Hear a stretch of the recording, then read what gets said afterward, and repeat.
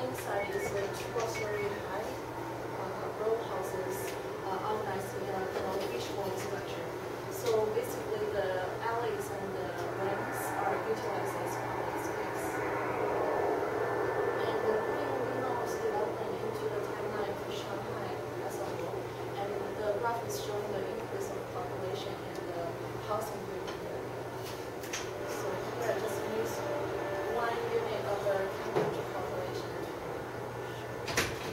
And then during the time period of 1855 and to 1865, and the time period of 1937 and then to 1941, these two time periods witnessed rapid increase of population in Shanghai. This is like 1 times Cambridge population, 7 times Cambridge population. So the reason is Chinese working classes, they started to seek job opportunity in the foreign concession area. Also, so at that time, foreign merchants started to design and construct the legal industry to accommodate this working class Chinese people. So very low cost, very low rents, high density, very compact housing clusters. And then this graph is showing the percentage of legal residents versus the whole population, and then the legal building area versus the total housing area. Then I'd like to draw this is a detail of the mention one thing. So after 1949, the independence of People's Republic of China, and the central government of China started to promote the construction workers union mainly from the Soviet model, and so a lot of old mill districts got demolished. Here's a little look of the percentage, and since for a metropolis like Shanghai, it's inevitable for the old urban fabric to give way to these high-rise buildings. So my question will be, what we are actually losing, what's the losing on the middle district? So this is a very common view of current central Shanghai. It's a mixture of low-rise, high-density middle district with high-rise buildings. And then look back to this timeline. So here, in 1949, actually 73% of our building area is housing the 75% of the population. While in 1997, as we did here, 70% of the housing building area is housing 3% of the population. So due to the extremely overcrowdedness of the living area, it's very hard to imagine if you release this very dense fabric by demolition, how to relocate these people. And during these 10 years, from 1990 to 2000, the Shanghai population increased by 3 million. Well, we have demolished 20 million square meters of legal housing. That means 1.8 people need to be relocated. This added great pressure to the urban peripheral development, such as the new towns around Shanghai. Then after 2000, the peripheral government started to say no to the reallocation of legal housing people. And then, so the government decided to rehouse them in the central Shanghai. So they plan to demolish 9 million legal houses, while due to the increase of population, they predict 30 million square meters of housing need to be constructed. So compare this to statistics. So that means the FAR of central Shanghai need to increase by 3 times to satisfy this need. So from 1930s to 2010, it's very hard to imagine what the urban fabric of Shanghai will look like. Maybe the dominant urban fabric will just look like the high-rise towers from at the So this is a distribution map of the old Lilong district. The next step I take is the examination of the accumulation of Lilong preservation in the current conservation practice of Shanghai. So currently in Shanghai, we have two two institutions and the two way of preservation. One way is indicated here, the historical formal district, referring to the unique architectural style of streetscape. So I like to point out the coverage of this specific preservation regulation on Lilong. So 30% of the coverage of historical preservation district actually has a focus on Lilong. And then comes the exceptional historical building list. So then the coverage needs to be indicated by member. So that means 2 single entity from 50 that is in the first list is focused on Lilong, then the percentage is around 10%. I mapped the historical preservation district and overlapping them with the distribution of the traditional Lilong district. But even though seemingly they coverage most of the Lilong area, but actually they have different focus, such as the preservation of planning schemes, the landmark of housing, and the religious, military, commercial, and industrial building. So only this one actually has the focus of preservation of the Lilong district. Then I started to conceptualize my research framework because my criticism about current attitude of Shanghai municipal government is what they will do is when they encounter development actually taking place in the Lilong district, they will have a decision. They will weigh the pros and cons. They will weigh how much income the new development scheme will bring and how many we need to pay for the relocation and the subsidizing the regional tenants. So I started to conceptualize this into 5 scenarios. One thing is I overlap the historical preservation district with Lilong district. That is one. And then I will overlap the emerging planning practice with the Lilong district too. So this generated 5 scenarios we'll introduce later. And this is showing the B scenario is the overlapping of planning emerging planning schemes. So actually, while the development already development schemes will bring incentive for developers to maybe adaptively reuse the Lilong area. Well, I take one example here. This is the one urban design proposal by Rizzo Piano. It's part of this scheme. So the strategy he takes here is because this part of Lilong is listed on the exceptional building list, so they cannot demolish it. So they put it in the center of the public park, and they evacuate all the original tenants. So this thing becomes more of a monument rather than living concept. And this is another scenario. This is a famous case of Xinping. So how they deal with the coexist of development and preservation is they mark the number of each material on the rooftop and on the facade. They just demolish the whole thing and they reclaim the whole thing and they put the material back on the rooftop and on the facade. So that's one case study of this C scenario. So for the D scenario, it's basically the majority of the district, they have no preservation immediately. They are exposed to non-emerging planning practice. And for the E scenario, I want to mention here is the map I put there is basically about the central Shanghai. But if you zoom out to the metro Shanghai district, a lot of new concepts emerge on the peripheral. And actually, this is what we call an Italian town here. And we invited the Italian architect to construct an Italian town, and they refused.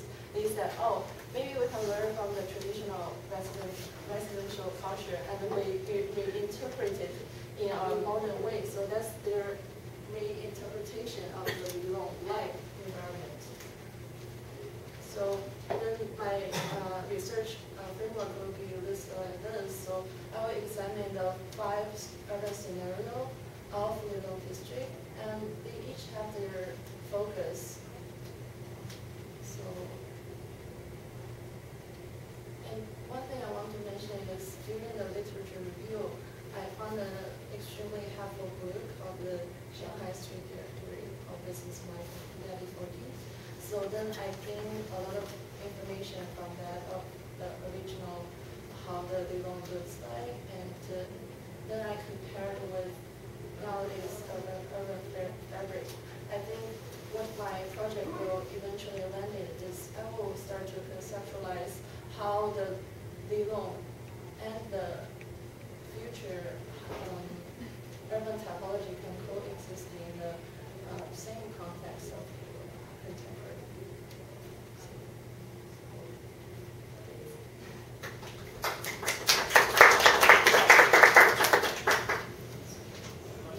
So the current condition is that the Lidong and the new development coexist. How is what you're proposing different? I think that is the current condition, isn't it? yeah. So what they do is they simply demolish the whole Lidong area and they relocate those people to the peripheral. But maybe for the future, because I mentioned the pressure on the peripheral development, and maybe in the future it is not possible to continue adding on pressure on the peripheral because the government there is already set. So we need to find new ways to relocate them outside to satisfy both the needs of density and the need of maybe the ideal space. Just to clarify, in other words, this is not an act of preservation. They just haven't gotten around to demolishing those yet. Okay. Right, that's the difference. Right. So I guess the thesis itself is going to be clarified. So it's not entirely clear to me right now whether your attitude is one of preservation or not. It's just not clear. So I think we just have to sharpen the language of the thesis, because it. I mean, if I follow what you've said, it does have a certain degree of, let's say, preservation attitude, but there's also a realism, because you're looking into demographic pressures on these sites and the like. So I just, it's still like just a little bit unclear to me what. You are trying to design something, just to understand, it's like a mapping for it, or it's like a design for it? I think that's why I differentiate this from the scenario, because I take different attitude towards the. I think nowadays, because the government simply say, oh, we want to preserve this, or we want to demolish it. So this is only 2 attitudes. They didn't include any of like adaptive reviews or any of the coexistence of maybe demolish a certain amount of them and recreate the legal right environment, like through design proposal. So I think that maybe what my project will plan. But you are interested in preservation. And you are. Then say it. Say it. And you're not, because you're saying that preservation requirements as exist don't support preserving laws as an entity themselves, just in extreme circumstances when there's it's considered a special building or next to something, or communist headquarters or whatever it is. Right? There's no act to preserve this district. So The fabric itself. the fabric itself, the fabric. Right? And so she should have figured out a way to accommodate that in these different scenarios. There are existing not just Shinkanti, which is kind of Not really. something else. But adaptive reuse happening in this, you know, I can't remember what kind of but there are areas that, you know, are encouraging kind of inner street life and boutiques and different kind of housing. And yeah, there are, right? They're hip, and they're great, and they change things. And so have you looked at that as well? The kind of the value associated with them changes without any of the planning or just needed kind of policy? Yeah, actually there is one case of Thesis because originally a group of artists started to settle into the Lidong district and they set an atmosphere of like creative industry. And then gradually they attracted artists or people to come. But eventually they come back to the route of like commercial because the creative industry is like an in between time period and then eventually it's not like the solo case. No, but And they're rare, they're extremely rare. they're there, but they are happening. And that is kind of a clue somehow that does instigate some curiosity in your technology, right? That is happening, and that's not really in your technology. It's something to add. The only thing that it doesn't do, it doesn't address this incredible pressure for densification in the form that's available. Right? You can.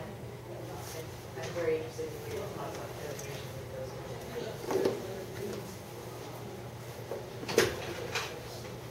But yeah.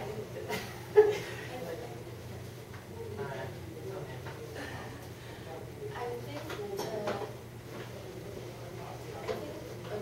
to preserve first maybe to differentiate like what is our criteria to say what to be preserved. Because currently they merely eccentric on the architecture style due to the tourism appeal. But maybe we can say, maybe part of Lidong, they are functioning well. They are mixed use. The combination of the shop houses and inside the residential houses, they are functioning well. So if this kind of Lidong are to be preserved, all the fascinating architectural style, international architecture style. So I think that is also one question I need to address maybe first.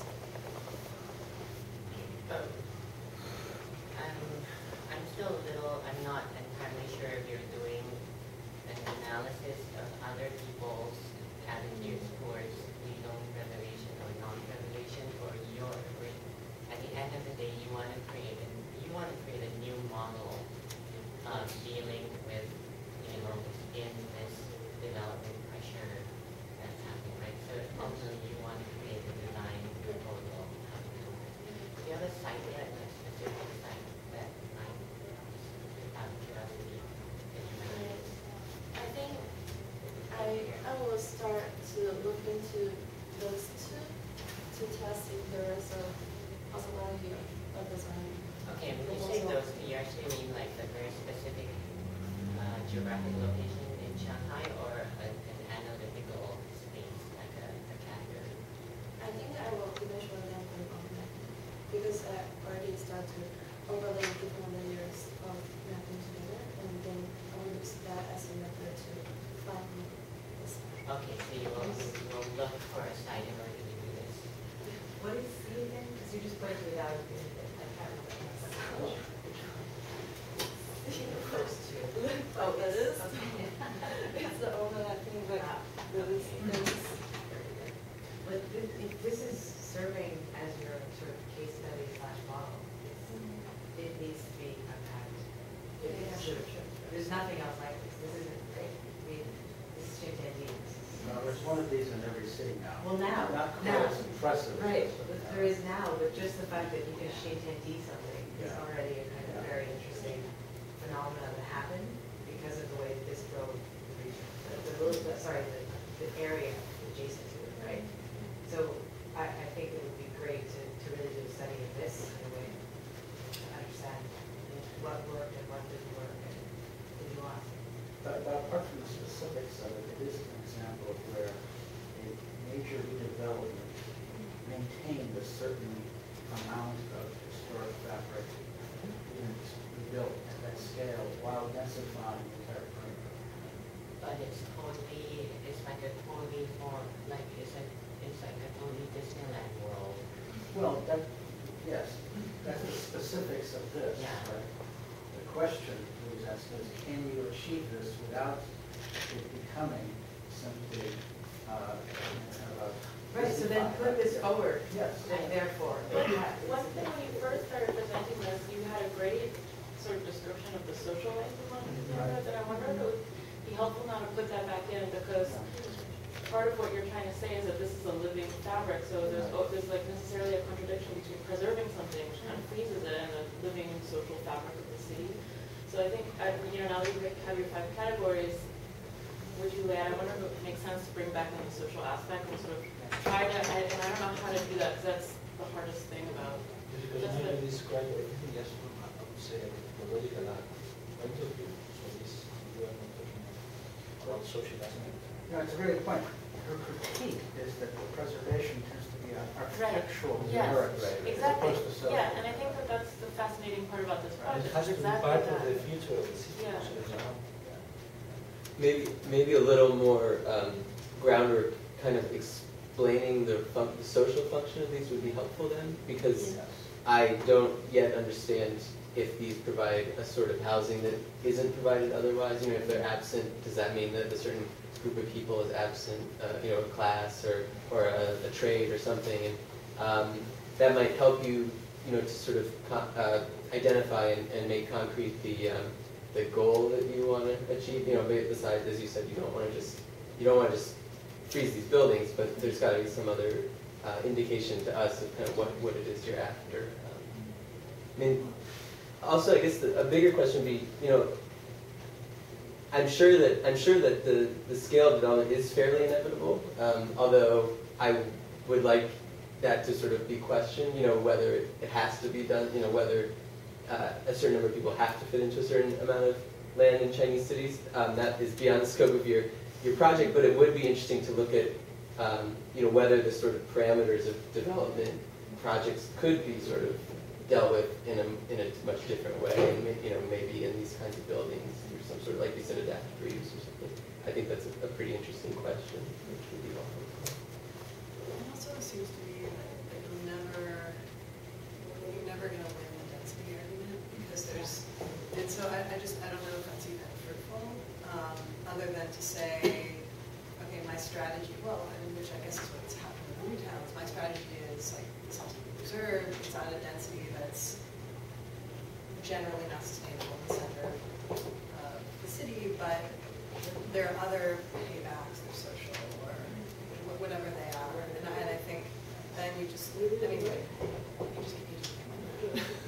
So I almost feel like it's, and for my project, I wouldn't decide to put that on hold, but I do, the other thing that I'm curious about, if you get into the social aspects of these, and I haven't been there, but from what I've heard you saying, this question of gentrification too, I think is a really big one, because, if you answer some of Brian's questions, like who's actually being housed here, and is it important for a certain type of Chinese citizen to be allowed access still to the center of the city, whatever the issues are. I think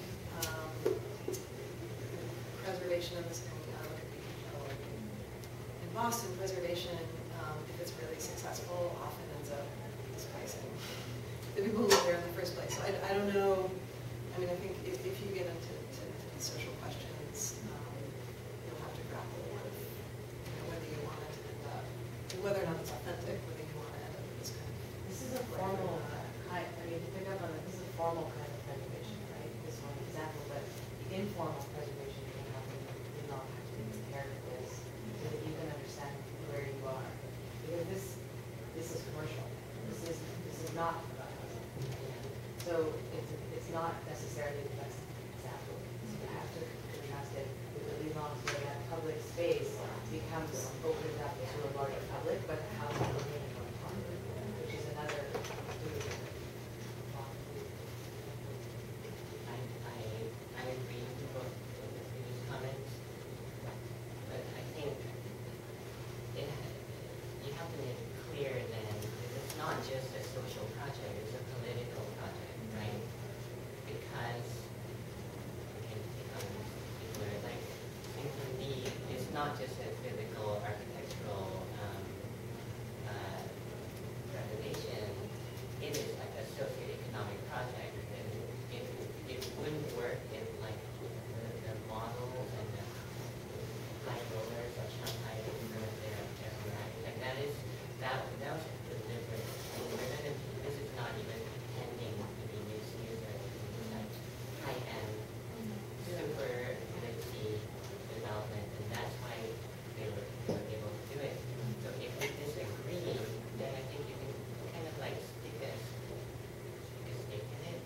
Lay it. What is this? you need to make your position clear.